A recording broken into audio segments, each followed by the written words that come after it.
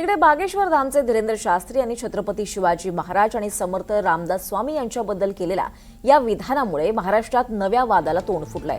त्यांच्या वक्तव्यामुळे शिवप्रेमींमधून तीव्र संताप व्यक्त होत असतानाच ठाकरे गटाचे खासदार संजय राऊत यांनी या प्रकरणावरून राज्य सरकार आणि भाजपवर घणाघाती टीका केली आहे। तर काँग्रेसच्या विजय वडेट्टीवार यांनी देखील चांगलाच घणाघात केलाय।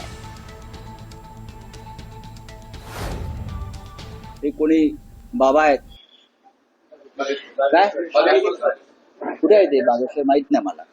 हे जे काय महाराज वगैरे आणतात हे लोक, हे नवीन हिंदुत्वात सुरू झालेल्या लोकांचा आणि नवीन इतिहास लिहितायत किंवा बदलतायत। महाराष्ट्राला हे मान्य नाही। खरं म्हणजे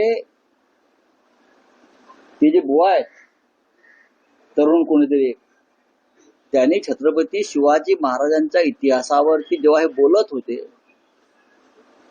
तेव्हा राज्याच्या मुख्यमंत्र्यांनी त्यांना थांबवायला हवं किंवा सरसंघ चालकांनी त्यांना रोखायला हवं आणि त्यांना महाराष्ट्राच्या भावना, इतिहास याबाबत जाणीव करून द्यायला हवं। महाराजांना तर त्यांनी असं ठरवलं की त्या छोट्या त्या स्वामीच्या चरणी नतमस्तक झाल्याची घोषणा केली, भाषणातून त्यांनी व्यक्त केला। हे किती करंटेपणा आहे, नालायकपणा आहे। छत्रपती शिवराय कोणापुढे झुकले असते तर स्वराज्याची निर्मिती झाली नसती। महाराज देव मानत होते पण महाराज अशा बंधुगिरींना कधीच थारा देत नव्हते। महाराजांचा विश्वास स्वतःवर होता, महाराजांचं कर्तृत्व फार मोठं होतं, म्हणून या स्वराज्याची निर्मिती झाली। पण हे भोंदूच्या मागे लागून काहीतरी नवीन भोंदू तयार करण्याचं काम, जुन्या भोंदूला पुढे आणून नवीन भोंदू पुन्हा त्याचं नाव घेऊन पुढे करतोय असं माझं स्पष्ट आलं।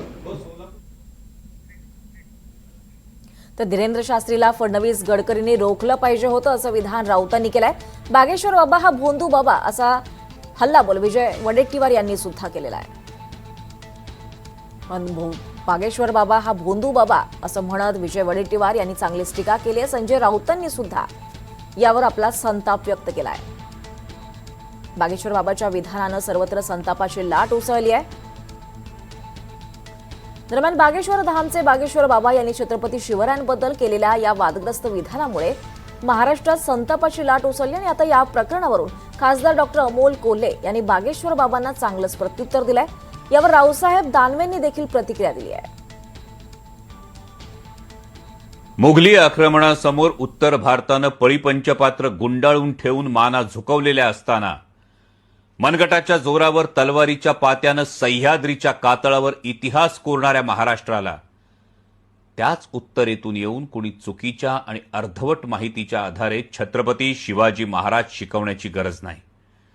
कारण छत्रपती शिवाजी महाराज आमचं केवळ आराध्य दैवतच नाहीत, तर ते आमच्या श्वासाश्वासात आहेत, नसानसात आहेत, रोमारोमात आहेत।